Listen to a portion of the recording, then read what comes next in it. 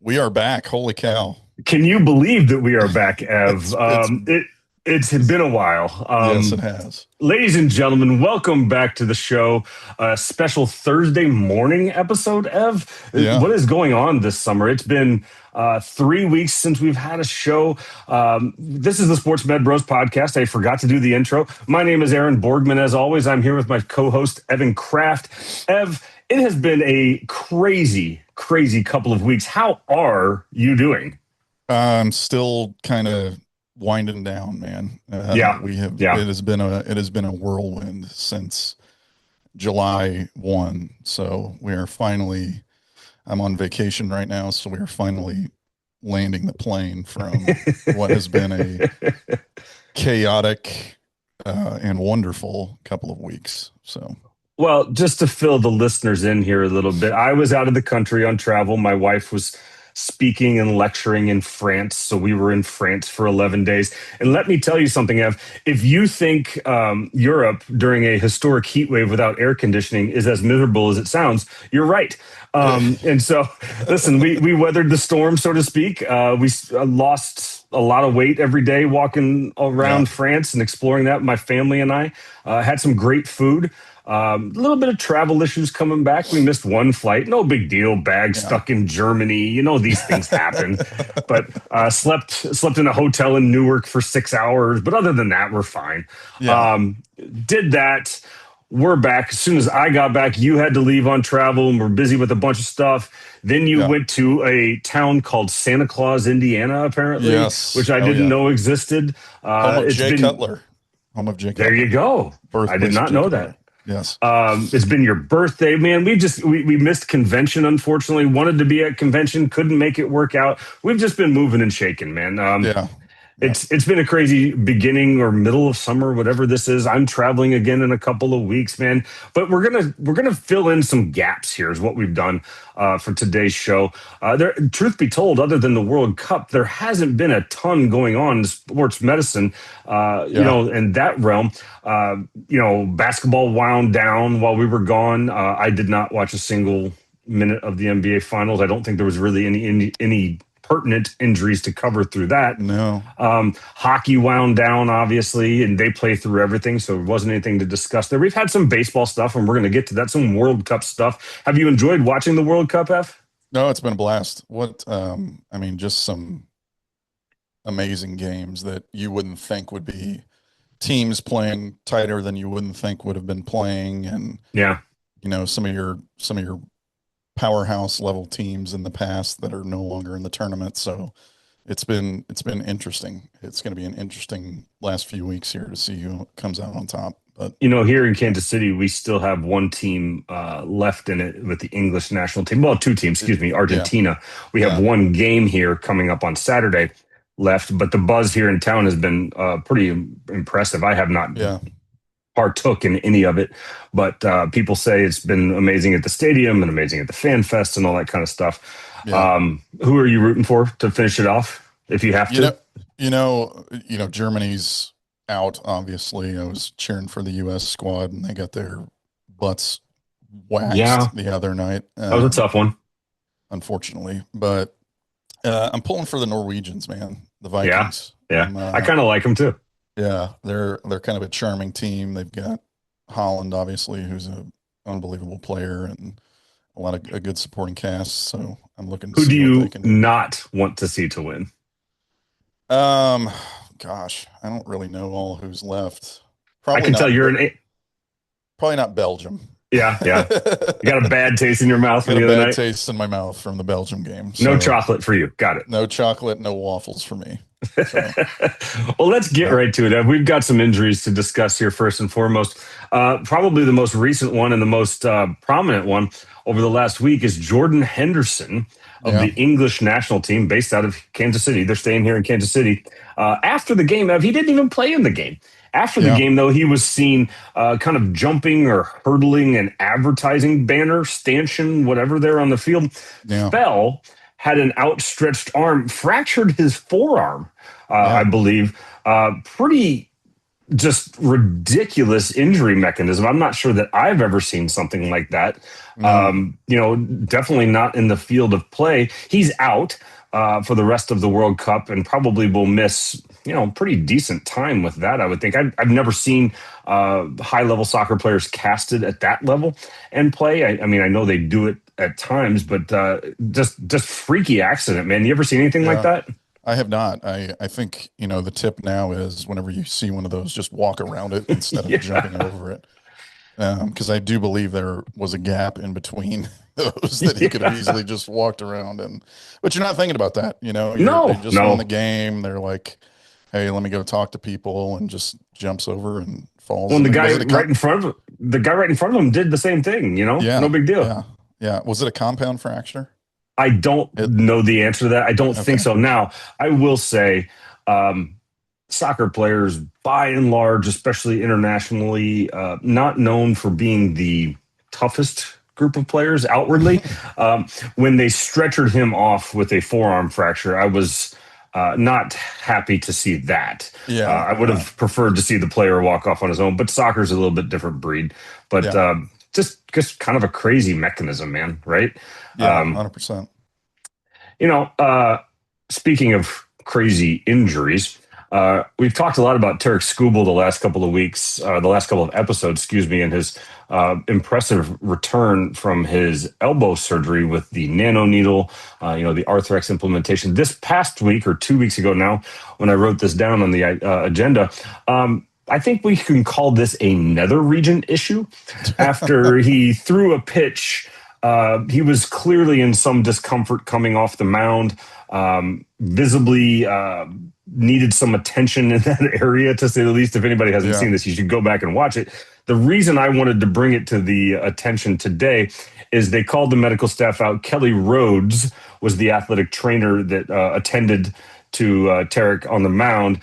To her credit, the broadcast called her out by name, athletic trainer, the whole 9 yards, just what everybody likes to see. So I wanted to give her a quick shout out and say, listen, they're doing good stuff in Detroit because they've acknowledged the medical staff by name, by athletic trainer. I just thought that was really cool. I believe he did continue to pitch after some conversation and perhaps yeah. did some sort of alleviation. I don't even think that's a word in the dugout or in the runway in between innings. But just wanted to call out Kelly getting the shout out. Yeah, that's great. It's always nice when sports med teams get their due, quite frankly. Yep. In the same vein, Ev, your Kansas City Royals, Nick Lofton, third baseman for your Kansas City Royals, had a tough time the other night on a routine play at third base. He was struck in the nether regions with a thrown ball from his own pitcher, Yeah, trying to get a bang bang play at third base. We obviously know these are sensitive injuries. We occasionally encountered them in football. yeah. Without being too graphic, what do you tell a guy on the field that goes down in a heap, Ev? Breathe, Breathe. breathe and sit down. Usually sitting down on your butt. Actually, kind of bouncing up and down helps alleviate some of that pain. From previous experience, I've dealt with quite a few of these. So if you kind Yeah, of yeah. have the player bounce up and down, it helps alleviate some of that pain because Uh, obviously uh, it's not very comfortable. Friend of the program, not Nick Turner, Kyle Turner, excuse me, was on site for that, helping that injury. Again, they called him out as well on the medical staff side. So we'd like to see that. Listen, these are very sensitive injuries. In male sports, obviously, it takes a moment. I do believe he continued to play. I think, to your point, he did sit down and was attended to, and so I think that's you just got to give it a minute. Position players in baseball don't wear cups at all for the most part anymore. It's not something that it's done regularly. I think that these are rare injuries, obviously, but they do happen. It was an interesting sequence to see two baseball individuals have differing accounts with the Yeah, same regions within the same week. And yeah, so, medical staff right there, man, doing their job on site. Love to see that. yep, that's awesome. Another World Cup injury. I'm going to screw this name up because that's what I do. I screw names up. I'm going to go with Jan Paul van Heck Yeah, of the Netherlands. Um, was seen bleeding profusely on the field from a pretty decent headlock in his scalp, not on the front of his forehead or in his temple or anything. And the reason I wanted to bring it to the attention is these things are tough to deal with when you see them. In yeah, football, we didn't see them all that often unless it was something that was gone in a non-padded practice or something like that. But I believe they bandaged up his whole head. yeah, You see it a lot in wrestling, things of that, in basketball occasionally. But Ev, the reason I wanted to bring it up today was, that a lot of times, we have these injuries where the bleeding has to be stopped before the player can return to competition.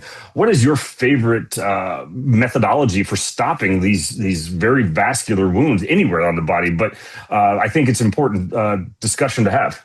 yeah. In wrestling, all of our wrestling athletic trainers can attest to this. Vaseline is probably the most commonly used thing to temporarily stop it with some sort of tape, power flex, whatever. The head's a hard thing because like you can't. It's a tough to Yeah, navigate either, right. horizontally or vertically, or which way do you go, or Circumferentially, both. Yeah, circumferentially. I don't know. Was this guy bald? he was not. He had a full head of hair. A full head of hair, so that's even tougher with Right. taping. Bald is tough too, obviously, if they're sweating like as much as they do. So you just got to kind of manage it with gauze and Vaseline and uh, tincture of benzoin. You can throw Yep. that on there, and that's going to burn like hell. But you got to do what you can to keep them in the game. So Yeah, no, a lot of times you and I would see fingers in linemen or, yeah, something on a knee from a scrape or an abrasion in the field of play. And we always kept those tincture of benzoins, at least I did in my pocket, and a little bit yeah, of gauze and obviously some gloves. But, every once in a while, you kind of whip out the super glue on the sideline if you had to, yeah, if a nail bed, stuff like that. Just interesting stuff. If you guys out there have a preferred method as well, please let us hear it. Those are ours. I just thought I would bring that to the attention of what we had going on today. It's a tough thing because you want to get the player back. It's a high pressure situation. You got to get the blood stopped. It's tough. Sometimes you just got to wait, right? yeah, Not great, not great to deal with on the sideline when coaches are yelling at you and players want to go back in the game and all that kind of stuff. It's always, I don't say contentious isn't the right word, but it's tough to deal with when there's so much at stake. yeah, absolutely. Uh, moving on, we have a lot of social sports med posts this week that kind of fall into this category. We're going to go through them one by one. The first one that I sent over, Ev, is from Coach Dan Go on X. He did a really cool self-comparative study of a bunch of wearables, quite frankly. The Aura, the Garmin, the Whoop, and the Apple Watch. All these devices now promote the fact that they can track and record all these different things. And I thought Coach Dan Go did a very nice job of breaking down his findings for all the things at once. I won't go through the whole post, but I wanted to give him credit. I believe he thought the Garmin was the most favorable and exact Yeah. for him and his needs, but they all have different abilities and capabilities, and he did a very nice job of breaking them down. Ev, I get asked this question a lot about wearables. Do you have a preferred one that you recommend to anybody or that you use yourself? I have used Whoop and Aura in the past. I did like the Aura Ring really well. Pretty convenient. I think, it's just on one of your fingers. I think at the time, and this is a number of years ago, they were the most accurate in terms of data collection of all of the fitness wearables. I think I believe Whoop that was was one, the case. Yeah. yeah, Whoop was like one of the least accurate, and Aura was probably the most accurate. The only downside is Um, you know, I like to do a lot of barbell dumbbell lifts, and that scrapes up that ring if you Mm. have it on your finger and you're trying to do any type of fitness tracking while you're lifting weights. It's tough if you have um, that plastic ring on your finger and it gets scraped up and it just ends up looking like shit once you get done lifting weights. So it's not for aesthetics. If you're wearing it for aesthetics, then I wouldn't lift in You've it. If lost the you're plot wearing, already. yeah, exactly. Um, but lifting weights, that was kind of my preferred wearable at the time. I don't have it anymore. I actually don't know where it's at, so I don't have I don't wear anything currently. Yeah, I'm not real big into the whole wearable situation. I do like to track my steps. My iPhone does a pretty decent job of that and Yeah, stuff like that. I'm kind of a dinosaur when it comes to that stuff. yeah, I think sometimes we can do paralysis by analysis on a lot of that data, but for those that like it, it was just a nice post, and I wanted to highlight Dr. Dan Go or Coach Dan Go, excuse me. I have no idea if he's a physician or not. But at any rate, I just thought it was a nice comp. I believe, like I said, I believe he thought the Garmin was the best for his needs, and I think that's a use by use cases for most people out there. yeah, Moving along, I wanted to talk about a friend of the show. I've been on his show, Mike Reinhold.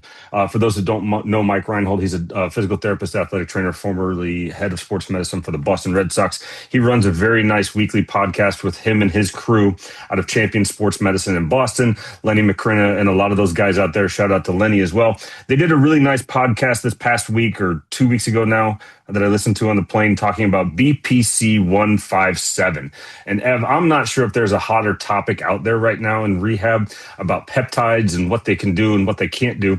But the reason I wanted to highlight this is I thought their crew did a very good job, even with research papers cited that talks about the positives and potential negatives and, this and that. And I don't know about you, but I get asked about peptides all the time.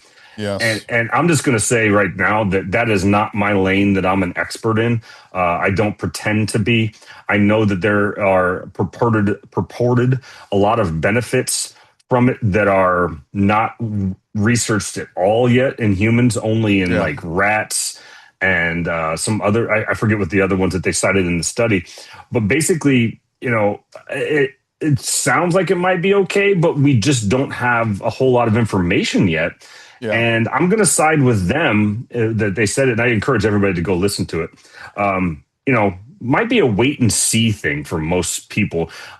We know that it helps speed up recovery, but it may also help speed up other things that we don't want sped up, such as bad stuff, like yeah, all those downsides that we hear about testosterone and HGH and things like that. That's kind of the same thing. But again, very much out of my lane. Whenever somebody asks me about peptides, I say, look, you really need to go talk to a physician or a nutritionist or somebody else that knows more about this stuff than I do, because quite frankly, it's just not my expertise. What are your thoughts here?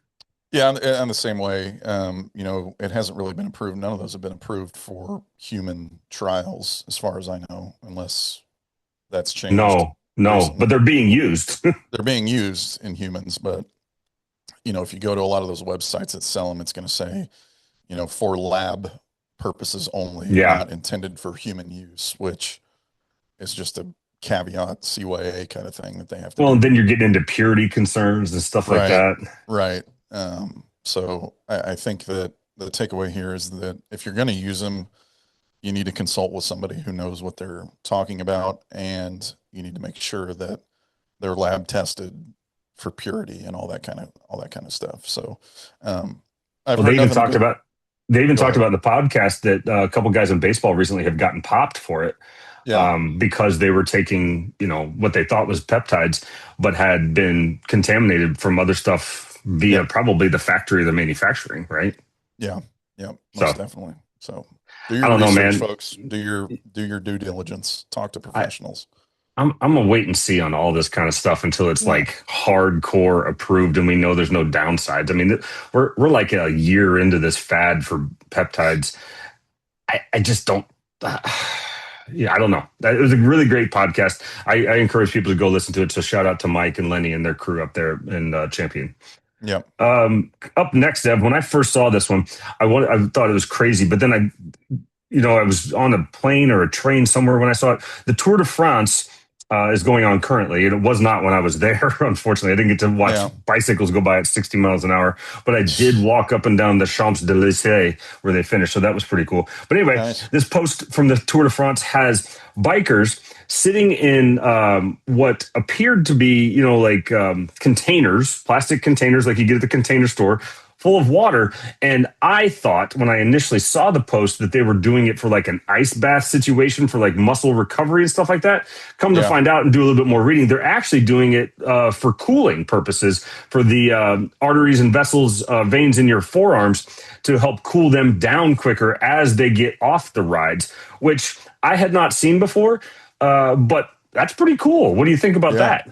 Yeah, that's kind of a new thing. I think there's a product out there that cools your palms. It looks like a little Bluetooth speaker almost. I don't Yeah, I've even know seen how that to, one. but I think that thing is. I would imagine that's kind of a similar thing that they're going for in terms of recovery with palm cooling, forearm cooling, and things of that nature. So I mean, seems like a good idea. It looks like it works and it's effective. So Well, why just one not? more way other than, we know the back of the neck, the groin, armpits, things like Armpits. that, but Yeah. just another way to get to a site that helps rapid cool athletes down. And, these guys are always bent over so much on their bikes anyway. So I just thought Yeah. it was interesting that I hadn't seen it. So kudos to their crews for developing what, at least to me, is a new method. So we'll continue to monitor to see if that gets adopted anywhere else in the other Yeah. sports. But I, I mean, they could have taken their helmets off, but maybe I don't know in the picture.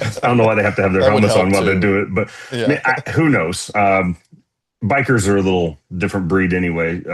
Yeah. Shout out to all of our biker friends out there that I just insulted.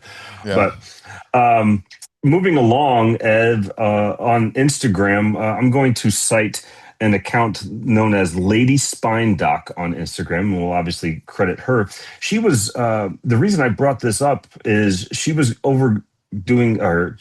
discussing a case study of which expectoration, that's coming out the mouth for those that don't know that term, of Yeah. anterior cervical discectomy and fusion cage, a case report. So basically, somebody had an ACDF, an anterior cervical discectomy fusion, or disc fusion, excuse me, where they go through the front of your neck and they fuse your vertebrae together because it's easier to go through the front than it is the back.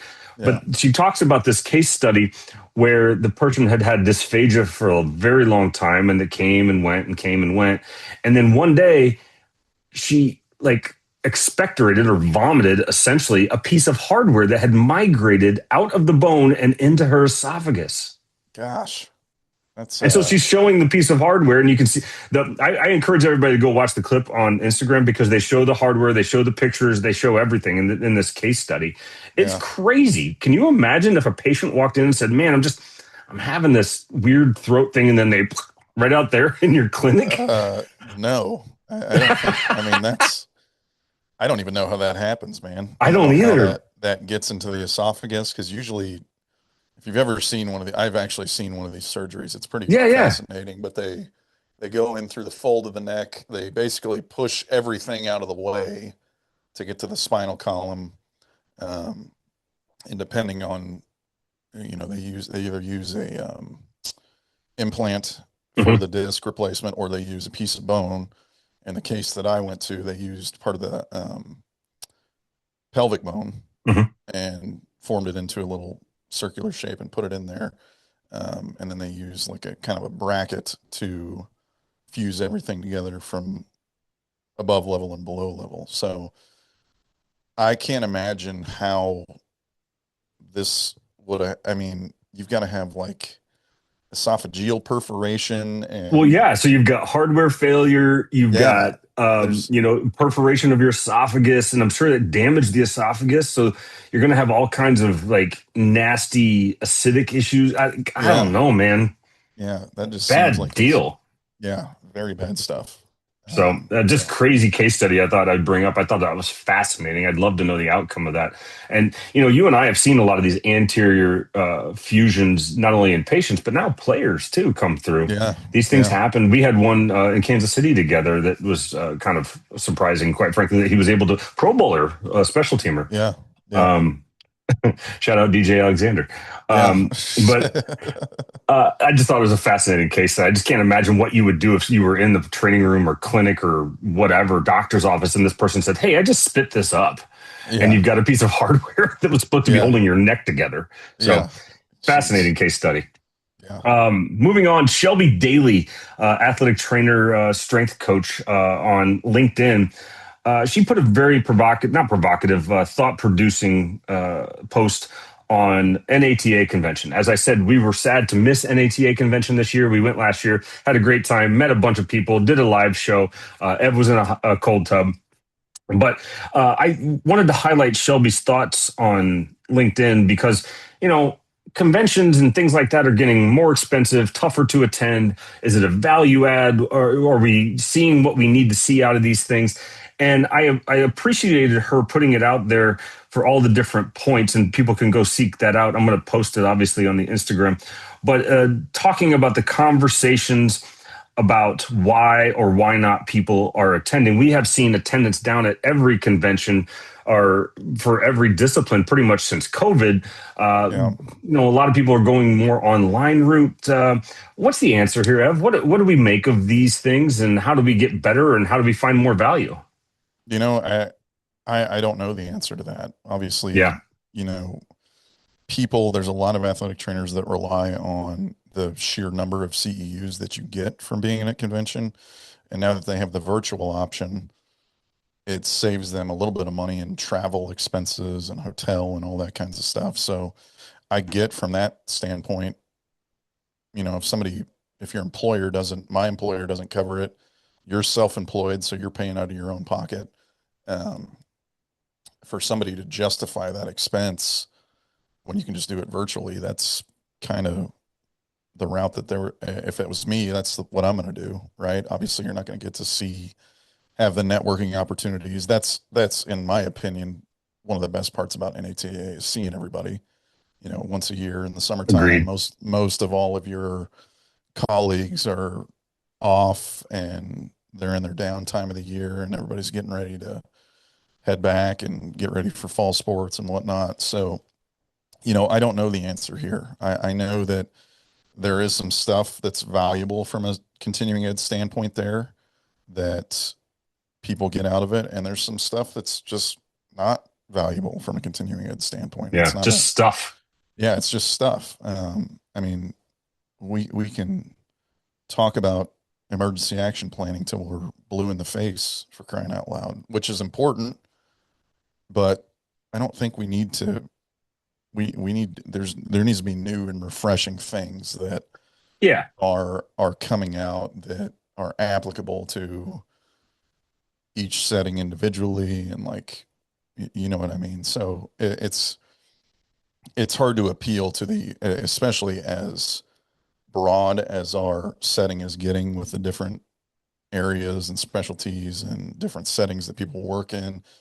I get it's hard to address that from a continuing ed standpoint because if somebody who works in the industrial setting, they're not going to go to a talk on secondary school, you know, salary options or whatever, you know.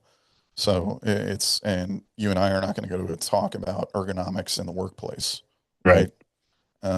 So it's just hard to cover all those bases. And as we get more and more diverse as a profession, it's going to be even tougher. And people are probably not going to continue to want to spend that money to go and travel and do something that doesn't appeal to where they work. So again, I don't know the answer to that.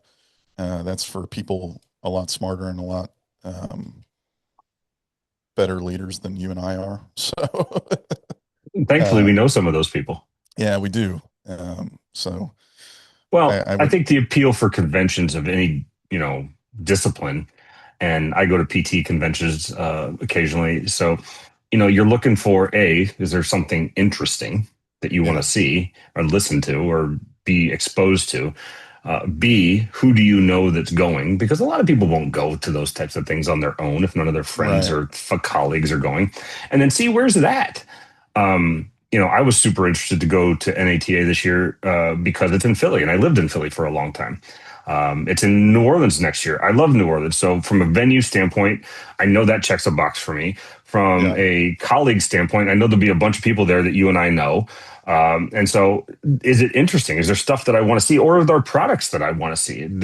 I like to use conventions to stay up to date on that side of things too, in Hmm. terms of technology and products and what's good and what's what I don't like. And I think you bring up an interesting, complicated point, right? That all those things, and there's a cost thing. I don't know that I personally like the fact that we can do everything virtually now. um, I think that lends to a certain section of folks that are just going to click through things Yeah. and get their CEUs to be done with it for their qualifications. But I also don't think you can force people to go to convention either. So I don't know what the answer is. I know that I don't need to sit through another emergency action plan course or for my 18,000th how to rehab an ACL course. Right. Um, I just I don't know. It's a complicated answer, and I appreciated Shelby for putting herself out there so we could talk about it, because that's what it takes. It takes more conversation and more ideas and things like that. Yeah. And I think every discipline has these, tipping points or factors that they have to consider on all the things that they do. Um, I just think there's not a great answer, and I don't have an answer either. But I think it's cool that people are having the conversation. Yeah. I agree. So shout out to Shelby. We'll definitely make sure to tag her up as well. Last but not least, have on the social sports med post. This comes from handle Bailey N. Parker and somebody with a handle 12CBGB. So go ahead and decipher that if you need to. Shout out to them for posting this. This was a gentleman competing in a Brazilian jiu-jitsu competition by appearances. And Ev, I sent you over the picture. This gentleman has a dislocated great toe. Yep. And it is a gnarly picture. And It is. we hope that person had it reduced quickly, because that can lead to some problems. You and I both know some athletes that have had this in football, which is rare in football, but it does happen. Just wanted to say shout out, thanks for posting it for us to talk about first and foremost. But secondarily, have you ever taken care of a dislocated great toe, Ev? I have not I actually. have not either. I've I taken have care of a not. lot of plantar plate stuff, a lot of Oh yeah. turf toe stuff, Yeah. a lot of Yeah. sesamoid stuff. Yeah. Man, uh, especially in BJJ where you're barefoot all the time. I Yeah. mean, I guess if you want to go back to competition at some point, you try to tape it up as best you can. I don't even know if that's allowed. Yeah. Um, I don't know. I don't know how. I guess you could do a turf toe tape if you. I would think this is going to be a surgical intervention. mm, Um, You'd have to believe it.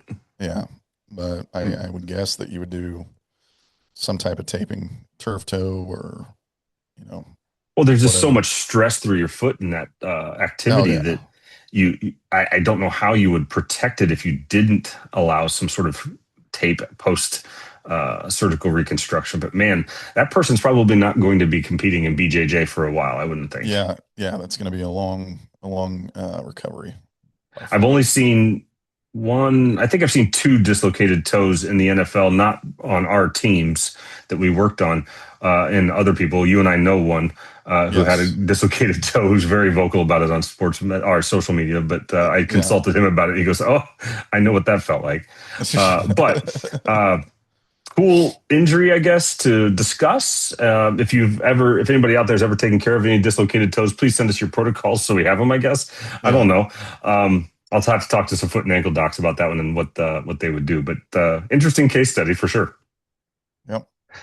All right, I put out a submission request a couple weeks ago for any things that people wanted us to investigate that was being promoted at the NATA convention exhibition show. We got a couple suggestions back. Some were silly. Shout out Casey Polk out there. But the other ones one of them that I wanted to bring up to speed here, we got asked to look at and review the lever anti-gravity treadmill attachment, also known as Alter G/Boost on a budget. Ev, I took a deep dive into the lever anti-gravity treadmill website, and I sent it to you as well. Listen, this is essentially a harness, a framework that you would attach to any standard treadmill. They say they fit many standard sizes. It is not complicated by any stretch of the imagination. It looks like a metal frame with some rubber bands and a harness that you wear while you're running to kind of create that anti-gravity or reduced weight bearing effect. Now, Yeah. I like this for certain populations. I think this can be used in certain situations, perhaps less of a professional athlete situation. I'm concerned about the cables and the harnesses kind of being right there as you run in any kind of accelerated manner. I think you constantly have to navigate being tied up Yeah. in the harness type situation or the cables. I see it has a purpose. I think it might be a acute, more subacute post-surgical thing, as opposed to a performance thing personally, like and perhaps even in an older population where you're doing some gait retraining on a treadmill and you want to restart that, or just like, Yeah. first day back after ACL surgery. Like, I see it as more of a subacute than a performance thing.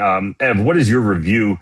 By the way, for those that are interested, it's at a decent price point Yeah. for what it is. So, they're, like the question said, kind of anti-gravity treadmill situation on a budget. Ev, what is your review of the lever movement system based upon the website alone?